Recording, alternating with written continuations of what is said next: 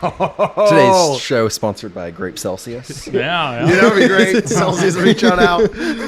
Dude, Nick, did you see Knoxville's ranking in the AARP Best Communities to Live In list? Number 5, right? Crazy. Across the United States. Oh, number 5, like out of the well, it was it small communities, I think. Statewide or United States? U.S. Really? Yeah.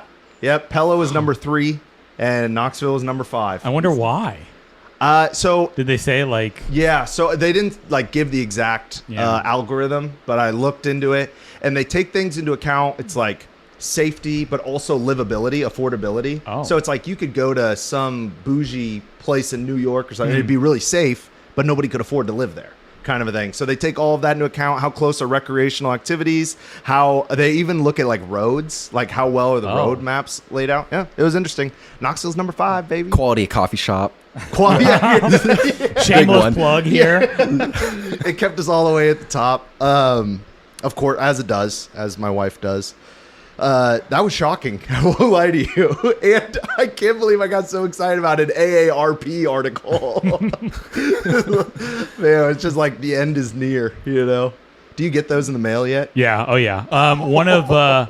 One of the previous people who owned my home was over 65, and I don't know what happened, but I still get Edna something or other. I still get AARP things all the time. I feel like AARP could look at your Google history search, and they would still be like, "Oh yeah, this guy's over 65." It's possible. It's possible. Man, Nick, you get any of that old person mail?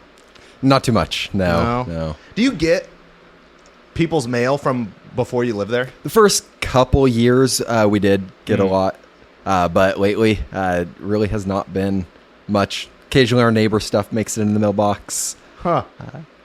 It's all just credit cards and insurance and We the should typical do mail. the math at some point on like how many trees are spent on spam mail. It's got to be ridiculous. It's an insane amount of trees because Capital One sends us one every month. Well, along with a bunch it's of like others.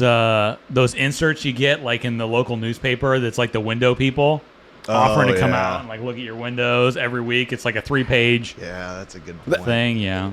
That and what percent of all mail shipped by United States Postal Service it just goes straight into the garbage. Yeah. Yes, great Like- point. How much money is the taxpayer spending for mail that goes in the garbage? You know what I mean? Because when you look into marketing for those mailers, really successful ones is like a 1% like return. Yeah. So I don't know. And when you guys send out mail brochures, what are you guys hoping for? And yours is very focused. Yeah. We literally are sending to landowners who have a contract in CRP. And if I sent out 5,000 of them, I would be elated if 20 people called me. You know what I mean? I would be so excited about that. Now it's kind of weird. Like I've only done it once ever. And the first year we like just totally lost money on it. The second year we didn't do it a second year. It was just like older people kept the postcard literally on their fridge and like called. And then the third year it was like, by then we had like totally made our money back plus some. And that's what was interesting is like, they literally kept that postcard. And I don't know anybody who keeps those things. So I don't know. Well, I do. Occasionally. That's why AARP sending you stuff. Yeah. Well, you know what? You get something in the mail and you're like, you know what? Maybe I will want that someday. Seriously. I've done that. I'll put it in a drawer. They're pretending they're sending to some Brian who lived there before you, but they really just know that Riley's keeping this AARP. Riley calls every couple of years just to, hey, I haven't gotten a AARP letter in the mail in a while. Just wonder if a new one would be coming. As an old person, an honorary old person, I'll say what I do is I keep them and I put them in a drawer. And your calls on year 3 is when somebody finally got to that drawer and went, what's all this stuff? And they went through it and then they threw away 80% of it and they made like 3 phone calls. Oh my goodness. That's how it works for me. But that's funny. I wonder. So like us as the team, we've really thought about sending out like a physical newsletter. You know, like what's the website where you subscribe to people? It's like articles. Substack.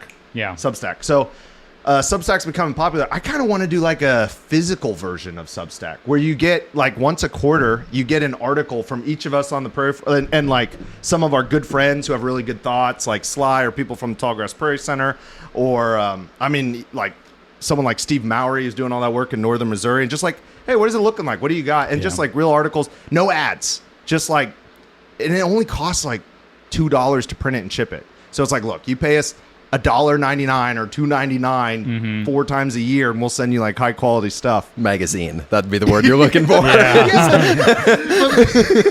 Listen, guys, it's this thing where you put words in it and you print it on paper, and then you send it out and you ask for the money it costs to ship it.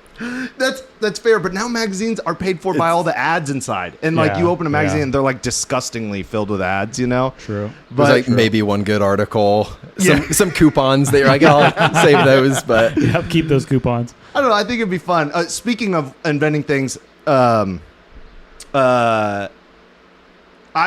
Prairie Network. I kept thinking Practical Farmers of Iowa. Iowa Prairie Network, IPN. They've got their conference August 7th to 9th. Bluntly, we can't make it because we will be in the middle of harvesting a bunch of stuff. But we highly recommend going. Please check it out. At least check it out on their website if it's something you'd be interested in. Iowa Prairie Network. This one is in Dubuque. August 7th to August 9th. I'm so sorry if it's not actually in Dubuque. I just looked it up yesterday, and now I'm forgetting all our info. Pretty sure it's close. If you go to Dubuque, you'll be close. Northeast Iowa. Just go to the dripless area, start asking around. You get directions. Yeah. We'll figure it out. It's real small town up in Driftless, Iowa. Man, well, I won't lie to you guys. It's really hot. The air conditioning in our little studio office burnt out today. The AC guy's working on it right now. But it's good for us. It's good for my body to sweat, but I'm miserable, so we'll get started.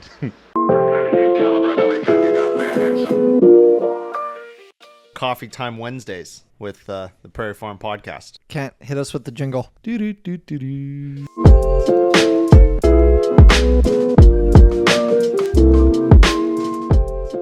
When I was in college, I worked for a marketing company, and it was a small marketing company, and my boss, he was a really cool guy, and I remember him taking me to lunch one day and telling me, Nicolas, the most important thing you'll do in business is name your company. I don't know if that's true or not, but you better believe I was blown away when I met the company Iowa Cover Crop. I mean, it's a brilliant name, but it's a little misleading because you might think, oh, okay, they do cover crops. But they actually do a lot more than cover crops. Basically, if it's not corn and beans, they probably have it. You're talking about grains, alfalfas, lawn mixes, cover crop mixes, forage mixes. They do all sorts of things. In fact, they even have CRP and native mixes. I really like the people who provide those for them. If you are looking for anything that's not corn and beans and seed and you're in Iowa or a state touching Iowa, I highly, highly recommend looking into Iowa Cover Crop. That's iowacovercrop.com. Oh, and they have a new podcast. I really enjoy it. They didn't ask me to put this in the ad. I just wanted to because I've really enjoyed their podcast. Super informational. If you're looking to learn more about cover crops for your farm and how they can apply for your specific situation, you're going to want to check it out. It's called Under the Covers. Again, that's iowacovercrop.com. Welcome back to the Prairie Farm Podcast, Coffee Time Wednesday. I'm your favorite host, Nicolas Lirio, with your favorite co-host, well, actually, promoted to co-host, Riley Rosendahl. Temporarily. Howdy, howdy. Yeah, and special guest to the co-host, Nick Moats. Thanks for having me. Yeah, I've talked about you a bunch on this podcast. Actually, a couple times I talked about you guys so intimately I had to cut it out. I had to, cut out who I was talking about. I realized, I think people could figure this out. I don't know what that. Good friend of mine, he and I have spent hours and hours just talking about ag, policy, small communities. He has great thoughts. We disagree, I don't know, maybe 10 to 20% of the time, but I do like his thoughts a lot. And Kent is, man, poor Kent. He's very sick. He got that thing, the lettuce thing. Oh, the Cyclospora. Cyclospora, yeah. He got Cyclospora. Well, he eats Taco Bell every night. I was going to say, I thought Taco Bell was where you picked it up. Yes, yeah, he eats Taco Bell every night, and so just not able to make it this week. No, actually, I force the guys in the summer to take a week off because otherwise we burn out as humans, and I've burned out. It's not fun, and I'm not helpful to anyone around me, so we kicked him out of here for a while. Yep. And I think we're getting more done, actually. All right. We got a few topics, but before we get to that, I got to send you to YouTube. Hoxie Native Seeds. Judd is working on this interesting project. He's doing ambient prairies.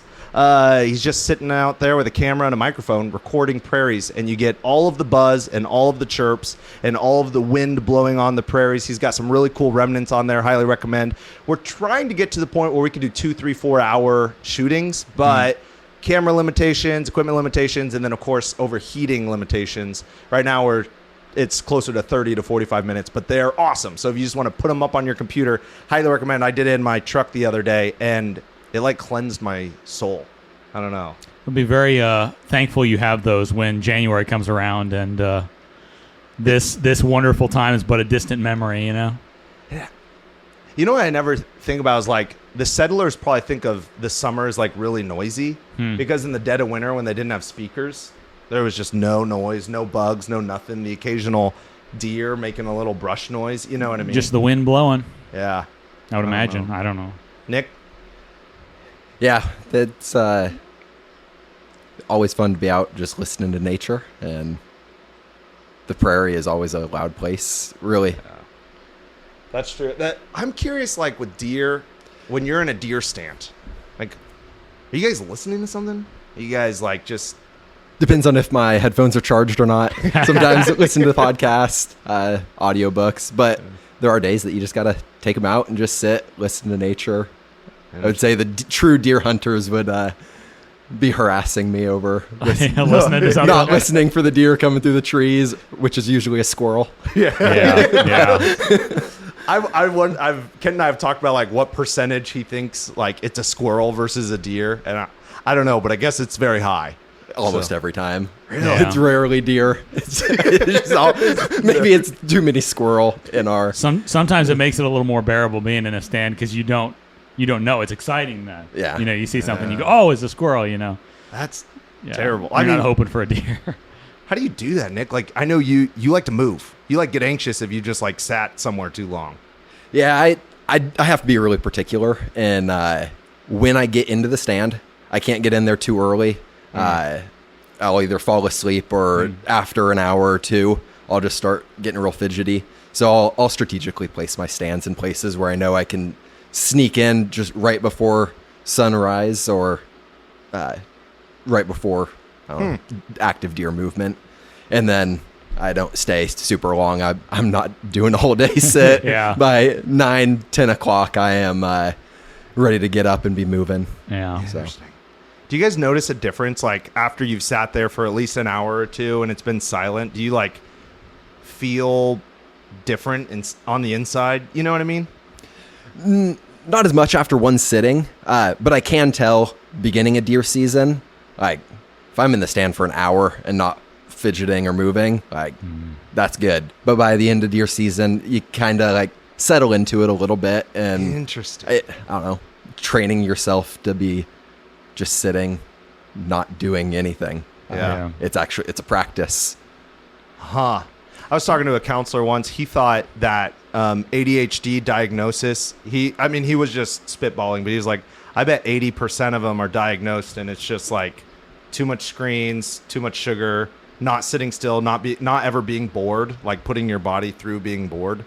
I think it's like a habitual thing. Like I actually went to a local Prairie to walk around, and I caught myself like grabbing like, oh, okay, I'm here, nobody else is here, I'll just put in my earphones, you know. And I was like, no, you know what, I'm just gonna white knuckle it, I'm just gonna enjoy this thing, you know. Yeah. Because like it's knocked into us like, oh well, I'm not doing something, I'll just do this, and then I can get two things done at once, you know. Yeah. That is but interesting. the productivity only takes you so far. I've been thinking that for years, just in my truck on the drive here. 45 minutes here, 45 minutes back, and it's not a straight road. It's kind of a windy road, and it's nice scenery, but it's like I used to always listen to music on the way here. Well, then 2021, 2022, I started really getting into podcasts, and since then I've almost exclusively listened to podcasts and audiobooks. I actually don't listen to music that much. I have to now force myself to listen to music because I'm so addicted to productivity and getting stuff done and learning. I want to feel like I don't know if it's like a self-worth thing, I don't know, but I always want to feel like I'm learning or gaining or growing. And so I will force myself to listen to music or like really white knuckle. No, today I'm going to listen to nothing. I'm just going to like drive on the way there. And I'm similar to you, Nick. It's tough for me, but I feel afterwards like more settled. And something else that comes up is a lot of times I'll get sad or I start getting those uncomfortable thoughts, the conversations that made me angry recently or any of that. And I realized I've just been stuffing those for maybe a week. And I need to like think it through and actually get it through my system and let it pass through. But I can't do that if I'm addicted to podcasts. Boredom's helpful. Yeah, that's true. I'd be curious on like how you are learning. So when you're working and just listening to a podcast, what % of that information are you actually taking in? And and does that actually make it more difficult for you later when you're actually trying to listen to something? If for 8 hours a day, you just have somebody talking in the background and you're not actively listening to it and focusing on it, does it make it harder to learn when somebody's actually talking to you? That makes me uncomfortable. All right. Well, shift. Let's talk about something else. It seems vulnerable. All right. Kent does not have Cyclospora. It's in here somewhere. He doesn't, but about 200 people did get it, and they believe it's from lettuce from Taco Bell, and we want to talk about it. I promised last week we didn't get to it, that we'd talk about it this week because apparently there was some updates, and Kent was correct. There were some updates. So here's what we know. This is according to July 24th. The CDC released a report. Sorry, not 200, 2,000 confirmed illnesses. Thank you. And 100 hospitalizations, but no deaths as of July 24th. Now, it's been a few days since then, but I'm pretty sure they weren't fearing death. That wasn't like in any of the rhetoric that I saw in the 3 articles that I read. It has the states that have been confirmed: Illinois, Indiana, Kansas, Kentucky, Michigan, Ohio, Oklahoma, Pennsylvania, and West Virginia. And originally the FDA linked it because they tested positive for Cyclospora from lettuce that came from Taylor Farms of Mexico. And they did a recall, classic recall. You can get your money back on, whatever store you bought it from or whatever. And I think you do have to have a receipt, which is like, who's going to go back to the store with who's going to get their lettuce? $7? Their $7 receipt. And so but that was apparently a false positive. That they recalled that specific sampling test. They said was a false positive. I don't know what that means. When you look at not USDA, the CDC, and there was one other FDA website. They have a big banner. You guys can look it up now. This is an ongoing investigation. Some information is still unknown, blah, blah, blah. So they were very like, hey, we don't know, but we're pretty sure that one test came back as a false positive. But we're confident that people are getting it from somewhere. And this is the link, but only 90 out of the 100 90 out of 200 people that were asked confirmed that they had lettuce from Taco Bell. So they personally asked 200 of them, and 90 of them said, yep, I had lettuce from Taco Bell. Don't know where the other was from. And it brings up some interesting points. But first I want to talk about what our friend Seth Oren, who he is with a company, Agri-Manager, I believe it's called, and they basically go to small farmers and say, hey, FDA regulation is insane for produce. I mean, insane what you got to keep track of and the paperwork and all. We have a software all in one, like, have at it. And I looked at it, I was with him, we were chatting about it, and it's fairly expensive. But so he is very in the know on this exact thing of helping farmers report to the FDA all of their stuff. And he said what's going on is that California can't support the lettuce that we need because they've had droughts and they've had some bug blights. And so we branched out a little further. The brokers for the food branched out a little further. They went to Mexico.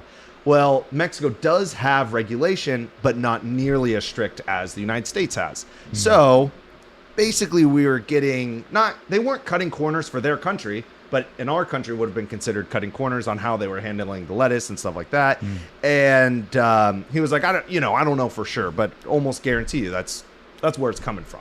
Just farm infrastructure down there is you have people out in fields hand picking stuff, and well, and I mean, on the West Coast they actually do too. And if you look into it, it's all Central Americans who get visa work to come up here for a season. Okay, and now I don't know what all the situations are. I've met four visa workers who came up for 6 months. And they just worked really hard. And I asked them how much they made. And one of them made, I think, $16.80. And the other three made just under $20 an hour, which is not very much money to us. They were they felt so privileged to have that money here. And part of the visa program is you have to house them for free, basically. Oh, so, yeah, they're helps. getting $16 an hour, but $12 an hour that would have gone to their housing and utilities and stuff is provided for. So that definitely makes a big difference. But they felt so privileged. They were so excited, and they worked very hard to make sure that they have a spot next year to come back to. So there's I'm sure people are like poorly treated, especially if they've come if they're not here with legal paperwork, then it's like, how do you track if you're actually, who are you accountable to how you treat them? So I'm sure that happens, but for the visa workers I've talked to, that has not been the case. They would do the same job for way less money in their country, especially in Mexico. So anyway, that's the information we have on it. Other than that, my little sisters told me that all their friends and them are not going to Taco Bell anymore. I didn't know young people were going to Taco Bell anyway. Some of the local ones you drive by, you wonder if anybody works there with the employee or anybody is there except the employees. I know. But I don't know. You guys hear anything about it or look into it at all? I've seen people joking about it, joking about Taco Bell and stuff. But I always wondered how Taco Bell, they always have the whitest lettuce I've ever seen. I'm pretty sure they only take the core of the romaine lettuce and they chop it up because it stays crispier and crunchier. I have a pretty dim view on fast food lettuce in the first place, but that would be a weird thing to really want to die on that. No, they've got great lettuce normally. Yeah, it's just I don't know. It's like the crappiest part of any fast food meal, in my opinion. But so I don't really get hung up on it too much. But interesting, man. What about you, Nick? Yeah, I looked into it a little bit just because I have heard of the Cyclospora outbreak. There was one 4 or 5 years ago.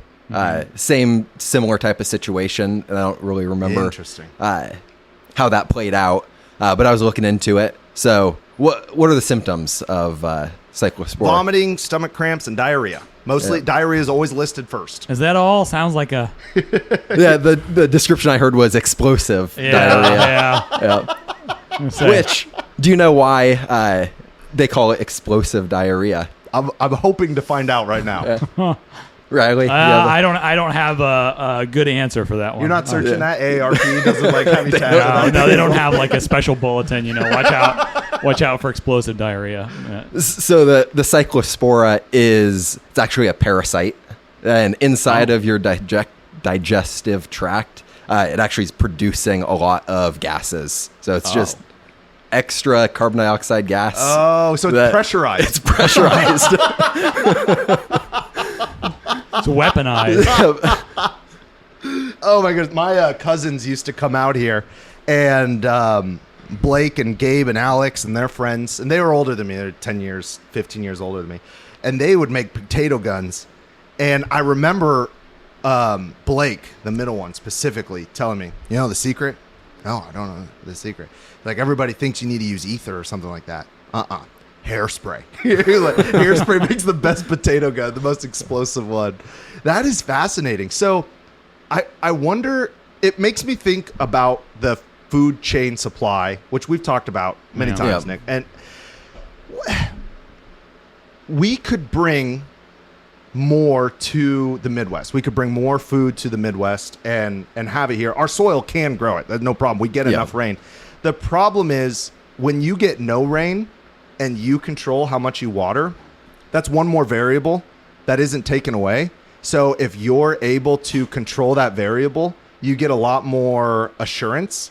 But it also means that we've consolidated all of our food growing, our produce growing out west to either the California, the Valley, or outside of Phoenix. I guess they do a ton of it outside of Phoenix, which brings us back to last week's conversation about the Colorado River being very low. It's used for watering a lot of those agricultural fields. And so, like, if we brought it to the Midwest and we're not able to control it, so we have maybe, let's say we just had 5% higher failure rate on fields, that would increase the price, 5-10%. And so would it be more diverse? Would it be more stable of a system? Absolutely. Would we pay a little more when we went to the grocery store? I think so, but I don't know. What do you think, Nick? Well, we could still use water in Iowa to water it and get that consistent rainfall. Yeah. I don't know what the flooding rate and is like, what point is too much water for a lot of the vegetables and stuff like that. The water here, it's got plenty of fertilizer in it already, so it might cut some costs there. Yeah, dude. We're actually saving money here. It may sound weird, but I actually ask my friends about their finances, but not only about how their finances are, but specifically things like, how much money do you have in your bank account? Are you saving for your kids' future? Do you have a retirement plan that's in line? And the reason I ask these questions is because I know that finances put more stress on most people than anything else. And one of the biggest alleviators of stress from finances in my wife and I's life was when we switched to McKay Insurance. Now, we did this way before they were a sponsor of the podcast. But once we did it, we got our life insurance lined up. We got our health insurance for a much better deal. And we were able to bundle everything that we had. And we saved a bunch of money. We're actually able to connect with the people who are giving us our insurance and helping us do our financial planning. I highly recommend McKay Insurance. That's McKayInsagency.com. I think the issue would be more the labor side than the water. Like, consistently, how do you get either it would have to either be mechanized or you'd have to have some sort of visa program where people come to Iowa, I do think there's a hurdle because we were just talking about this on a podcast, like if we wanted to farm corn and beans, but we didn't know how, we could ask our neighbor, we could ask our neighbor's dad, we could ask our grandpa, you know what I mean? Yeah. But if we went, I really want to grow broccoli on a scale, like there's like 20 people in Iowa you could ask about that, right? So there's all of a sudden an information bottleneck, infrastructure bottleneck. The farm stores aren't even selling the stuff you need to be able to do this. And so there would be a hurdle there, I think, as well. But then I think part of that hurdle would come with like the labor. Yeah, because it'd be such an insanely influxed labor. Well, and even the marketing of it, you have to find a contract. You have to, because vegetables are completely different than other commodities. The way that they contract, and the corn and beans don't wilt. And, it's just a different deal. I don't know. I know Seth would know more about that. And I know if you're good at being a vegetable broker, I've got a friend whose uncle's a vegetable broker. It does really well. You get paid really well to make sure that you, like Walmart or Fairway or wherever, can get their onions on time. Yeah. It's a big deal to them. So I don't know. I think farmers have a hard time growing into niche markets like that. I mean, the amount of energy you have to spend to grow the marketing side of it and market your own products. There's just a lot of farmers that don't want to deal with that. I mean, that's where we're at growing rye. We love growing it, and we would grow more if we had an easier market to sell it in. It is a very difficult thing. It is like 20, not that high, 8% of all money we have to charge for native seed has to go to our marketing to be able to sell it. My dad hated doing it, and we'd have years and years where we would grow like 3 years worth of inventory on the shelf because he was just kind of hoping someone would buy it, and he'd make a few phone calls to bigger companies, and he didn't really like their price, so he'd just hold on to it. And it's not a small, it's a big ordeal. And usually if you love sitting in a tractor, you love working with your hands, you don't want to sit on the computer or sit on the phone and, you know. It's one thing to grow a crop. It's another thing and it's one thing to grow a good crop. I mean, but you actually got to market it. You got to get it sold. And because you've also, with vegetables and produce, like the quality of it, like if it's not a perfect looking tomato, Walmart's not going to buy it. Yeah. Absolutely. Well, if you guys, if someone has cover crop that they need and or grow cover crop and they want to sell it, reach out to Iowa Cover Crop. They got you covered. All right, we got one more thing we got to talk to about, and I really want to talk to you about this because is relevant for you guys this year, and you can share as much personal information as you'd like or not. Farm insurance, big Everybody's ordeal. favorite topic, Dude. It is a huge line item, even on a federal level. It is a huge line item. You know, in the state of Iowa, if we're going to put $50 million to this program, we're like, oh my goodness, that's a huge. But then at the federal level, it's a nothing burger. You know, it's like pencil dust for them. I've literally been told that by someone who worked at the federal office. They're like, yeah, they consider that pencil dust. I'm like, is that a term you use about our taxpayer money? I don't like that. $50 million here and there is pencil dust. Is the Capitol just like talk about pencil? You know, anyway, I don't want to talk about it. But $10.58 billion in premium subsidies every year spread across all agriculture. So, for, you know, produce that we were just talking about is a huge part. You know, the trees out in California growing the almonds and all that, that's a huge part. But of course, a huge chunk of it, corn, soybeans. And I remember we had a bunch of fields that we were kind of putting our toe in the water. So for a few years, we had some of our most stable crops in some sort of insurance program. And the switchgrass specifically, I believe we had hail damage and we didn't get to it. So we turned it in and they offered us less money than our premium was that year because they found another company that was willing to sell the switchgrass at like $1.80 a pound. And they went, okay, well, based on your past yields, $1. And we were like, no, we sell Iowa Eco types. So it's $10 or $12 a pound. Yeah. And they weren't having any part of it. And so I don't know if, it was complicated. I'm sure you can go to your insurance company ahead of time and be like, I want to guarantee I would get this much, but I don't know. Yeah, it's tough. And it's one of the reasons marketing, I think, is one of the other major 2 or 3 reasons why farmers don't branch out. Insurance is a huge deal. You have a 800-acre farm and you have a 150-acre failure. That's bankruptcy levels. You know what I mean? If you do that 2-3 years in a row. And so, yeah, I don't know. What do you guys think? What percentage of your guys' species are insurable? I think technically all of them. You have to have a paper trail of your recent yield, and we have that for basically all of our species. We insure our soybeans that we have on the farm, but just because the subsidy's there. Oh, and I should say there was no subsidy for our specialty crops. Yeah. So I forgot to mention that. There was no subsidy for it.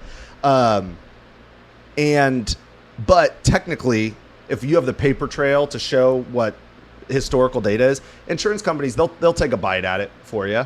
Okay. Yeah. I don't know. Why do you ask? So we grow cereal rye every year, about 60 to 80 acres of it, and we've never been able to do insurance on it. And they won't even. Not that I know of. No. Interesting. Yeah. So, this season when we had 30 acres of it flood and all 60 acres of it get all 60, including the stuff that got flooded, got hit by hail. I mean, our yields were a third, half of what they typically are. Yeah. And is it a deal where you guys just couldn't come across like a provider, or did somebody like come out and say like, no, we don't insure, or just said no, we don't insure?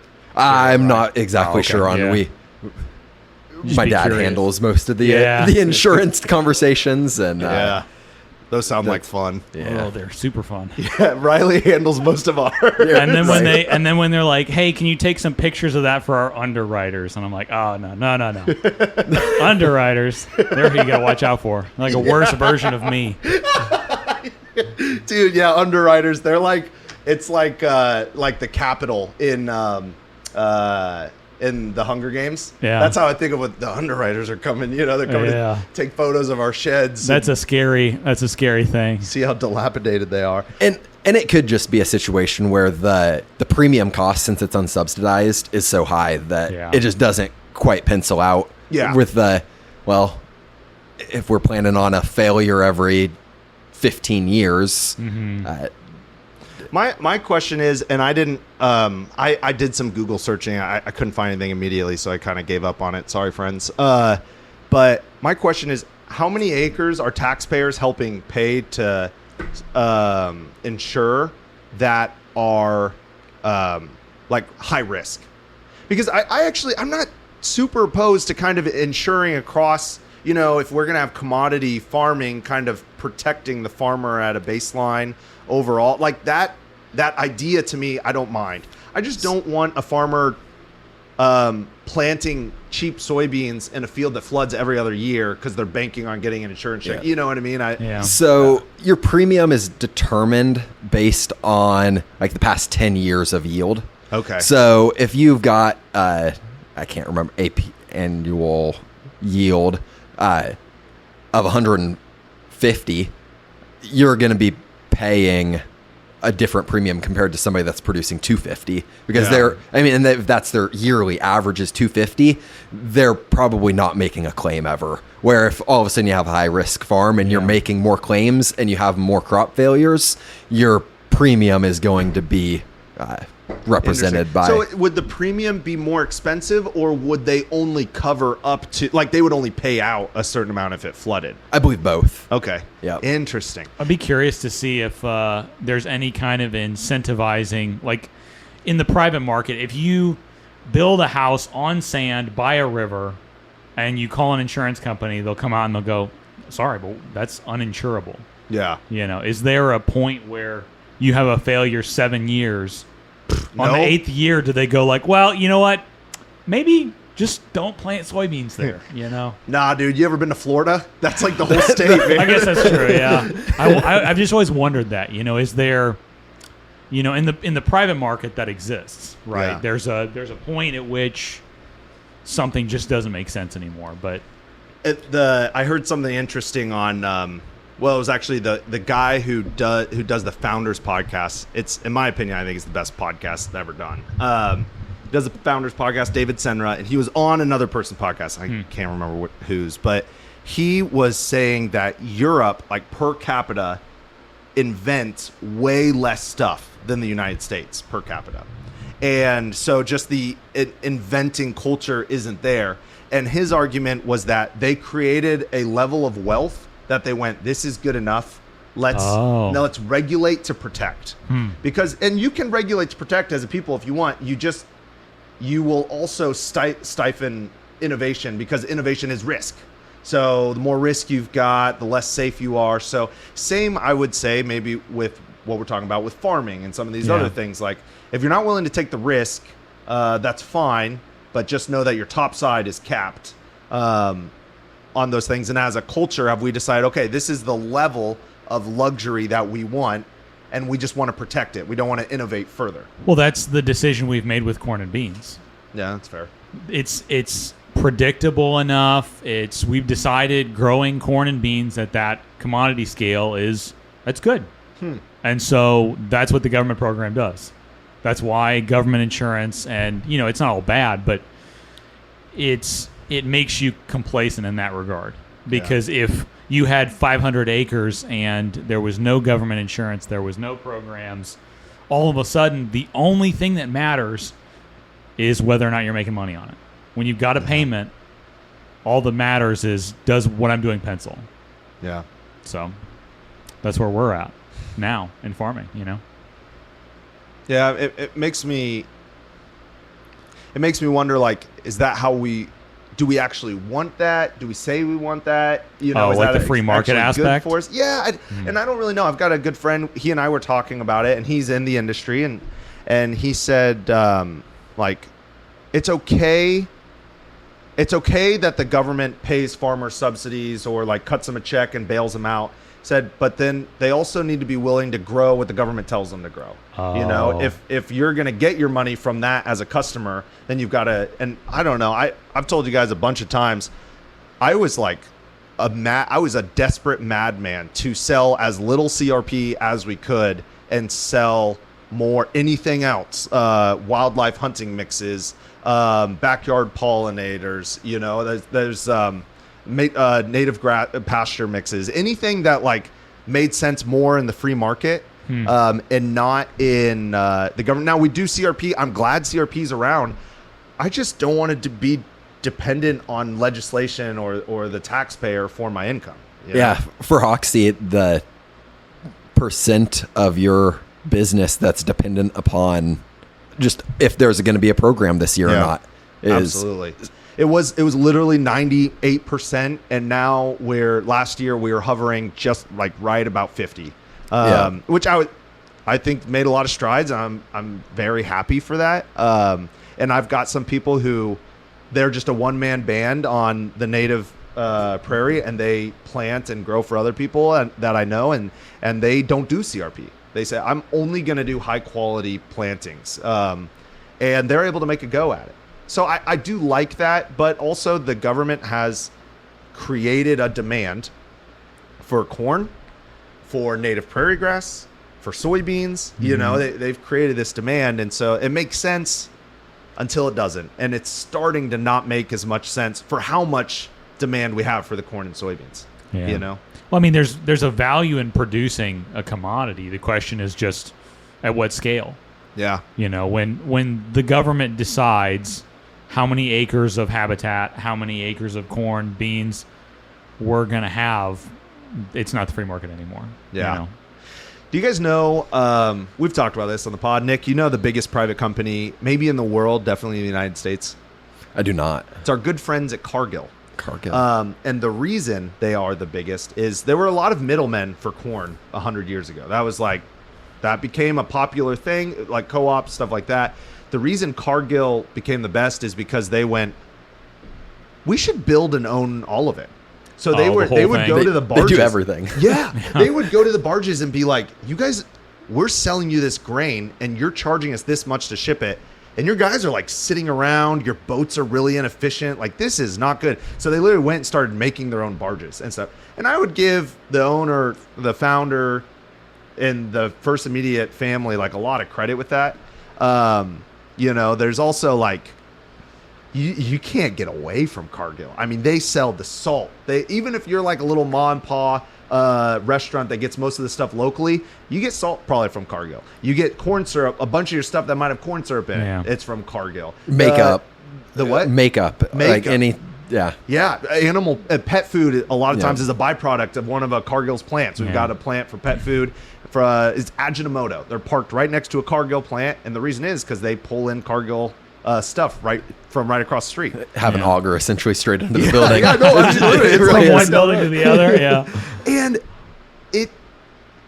I don't know. I don't know what to do with that. They work hand in hand with the government.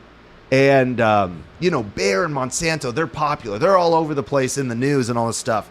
Cargill's nowhere. They don't go, like, when CNN or CNBC or Fox News, they want an expert on the ag industry, they might call the CFO of John Deere or something, and they'll have them on these. But you never see that from a Cargill person. And the family still owns 85% of this company that shifts our corn and beans. And there was a quote from someone who was doing a news report, and they basically said the most secretive, biggest company you've ever heard of. And in there, I'm going to butcher this quote. But basically he was like, you'd be hard pressed to find a politician that hasn't talked to someone who speaks for Cargill, but doesn't know who Cargill is. Oh. So it's literally someone who's like, hey, for my client, I just want to chat about, you know, the farmers, the corn and the farmers, you know, we got to help these families, the farmers, and they're there for Cargill.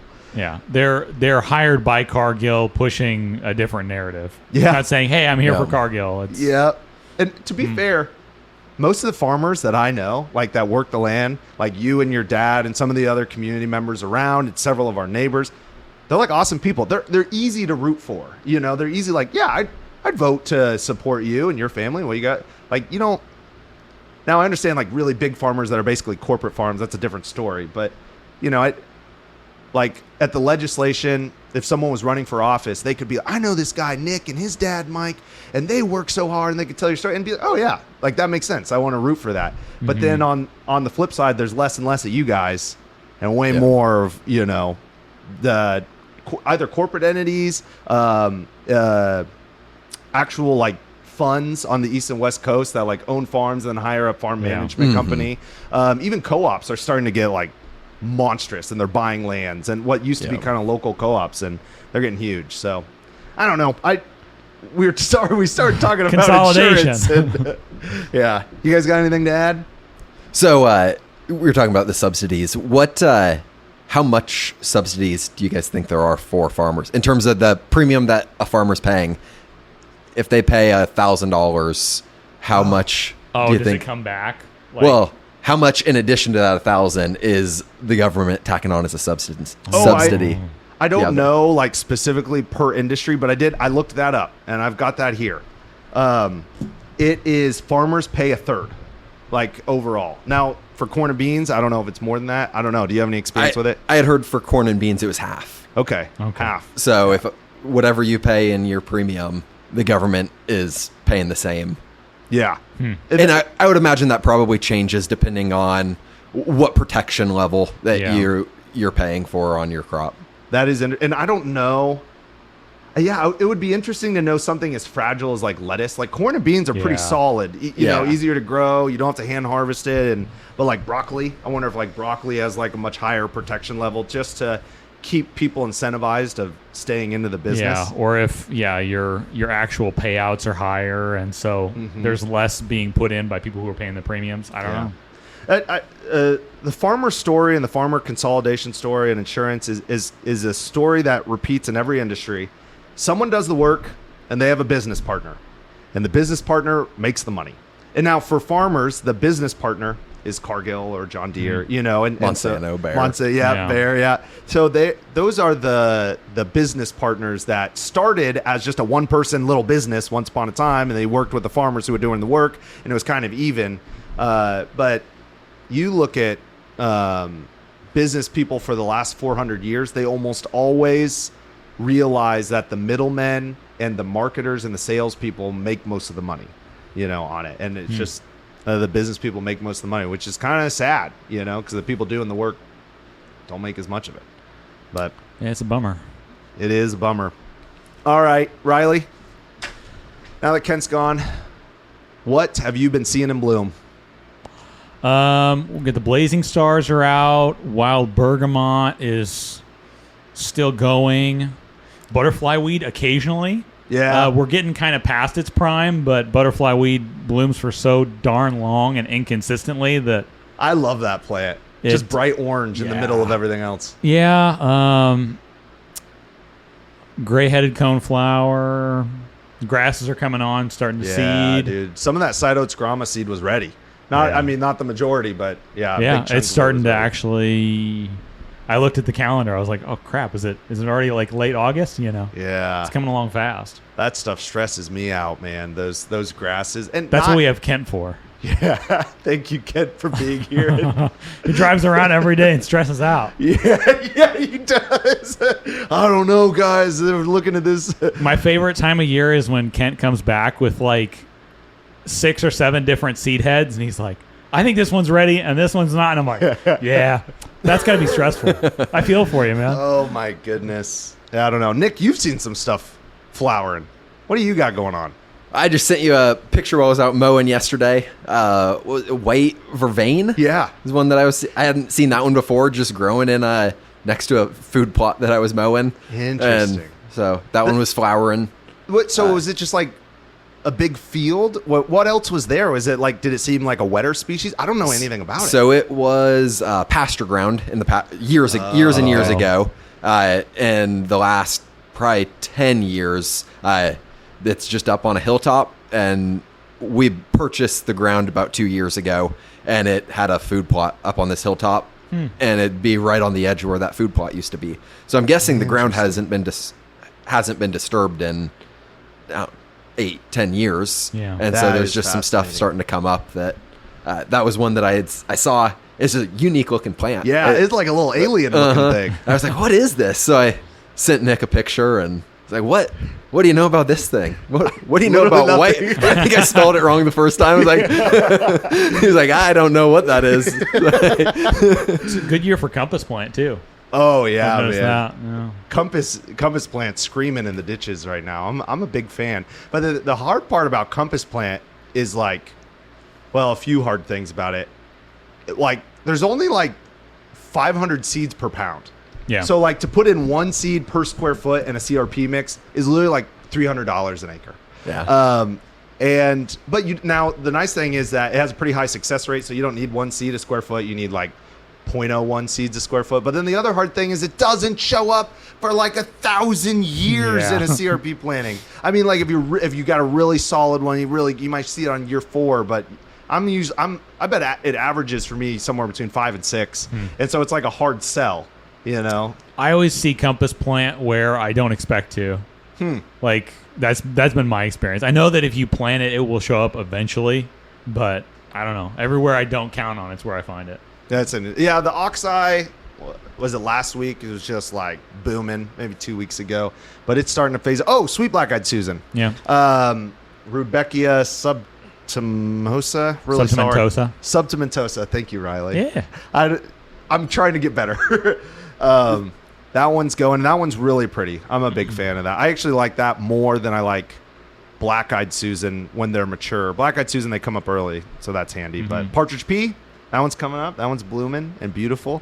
There's another one that I was thinking about earlier, and I It's a really good time for flowers. I mean, yeah. I'm a big fan of when prairie is knee to waist high, so the big blue stem hasn't like taken over yet. Yeah. So you can still see the flowers. Now, when big blue stem takes over, you still got your asters, your goldenrods, and your other late season ones.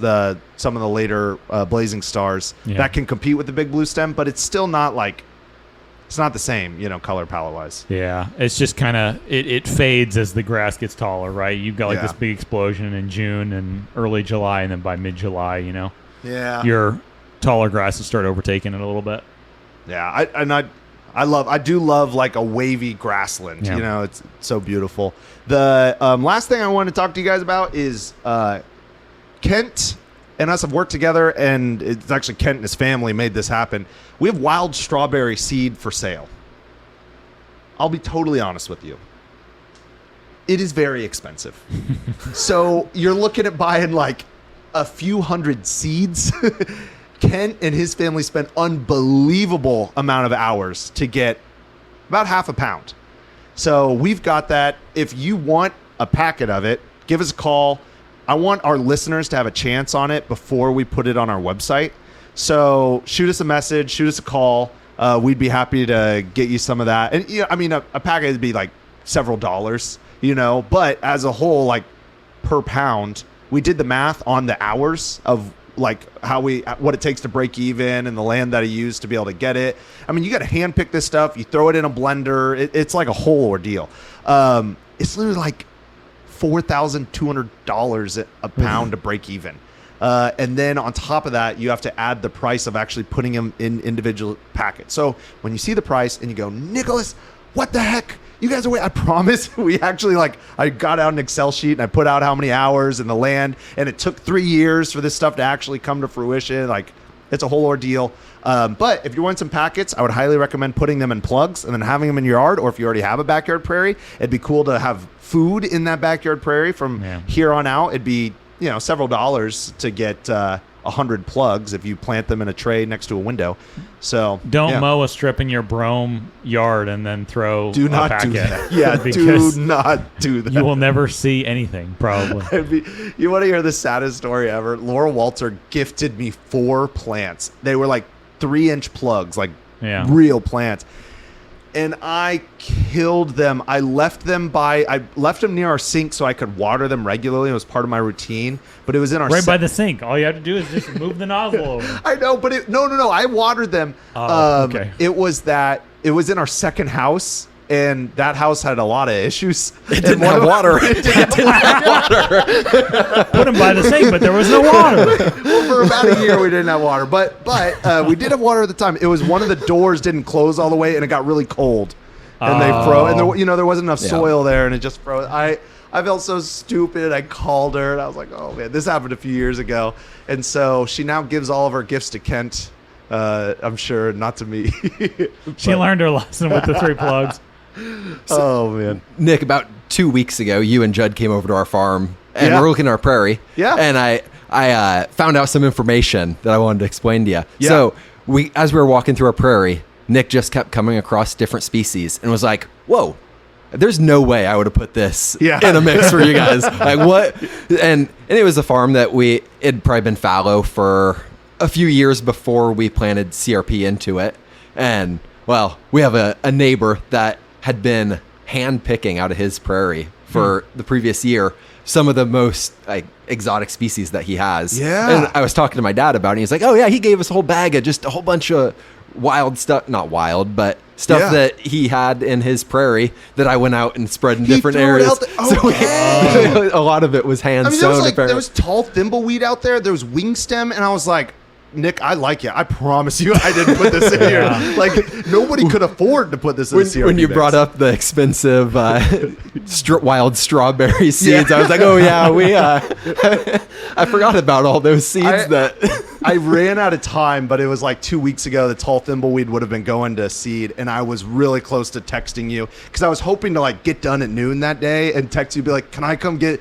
I was hoping to get 5 handfuls that I could make in plugs, and then we could plug plant them here, and I would have paid you for it, but I totally ran out of time, and they've gone to seed now. And anyway, yeah. So that same farmer that handpicked them, that's how he actually established part of his prairie. Is he went around to other people's farms and just walked through ditches, and this was 40, 50 years ago. Yeah. And and that's how established prairies 50 years ago were started. Just people. I imagine that's how. So cool. This is the same guy that's got the porcupine grass. Yeah. Oh man, porcupine grass is awesome. It's really cool to see.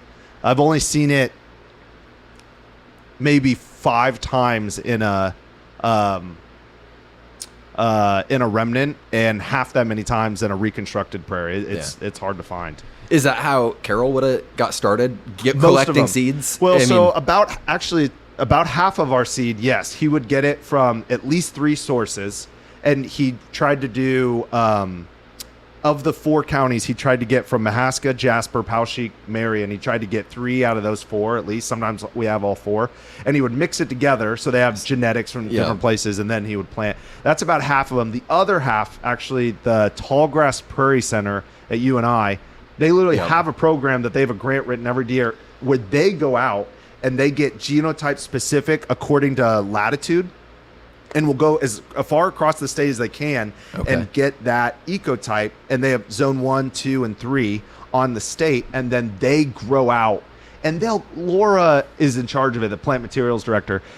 She's amazing, and she'll get sometimes 3 ounces of seed, you know what I mean? Yeah. And a lot of times it's more. They might get 20 pounds of it, and then they will sell it at they charge a lot of money, as they should, because they worked very hard for the seed.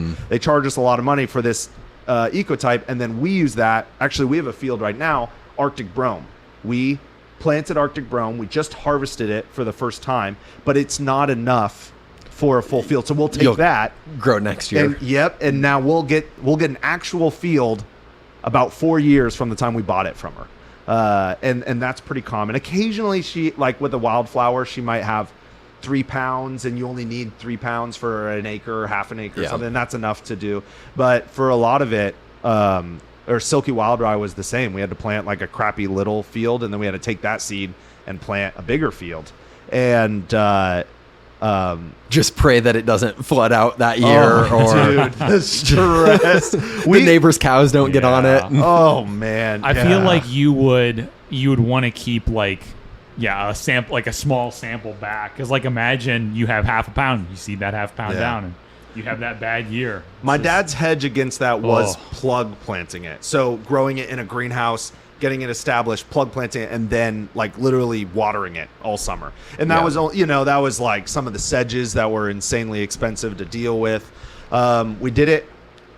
He started doing it more regularly for flowers he didn't know much about. It was just a hedge against the risk of it. Yeah. And I think he always wanted to have like a big sprawling greenhouse. He really liked greenhouses. So we're hoping to get that back. But Riley told me that out of his 70 hours of work a week, he's not able to fit that in. we don't have time yet. Yeah. If someone wants to come join the team and be our greenhouse person, I would genuinely consider it. But yeah. All right. Well, Nick, thanks for joining us. Thanks for having me. Yeah, it was a pleasure. Riley, what do you got going on for the rest of the week? Cleaning seed, working on some software stuff so that all of your orders will be really, really nice and prepped. Getting excited, starting to see some orders come in. Yeah. Some interest. And that is what we're doing. We are conditioning seed. We're getting ready for this fall. So everyone, if you're listening, HoxieNativeSeeds.com or reach out to Judd over the phone and we'll get you taken care of. But thanks for listening, and we'll talk to you again next time.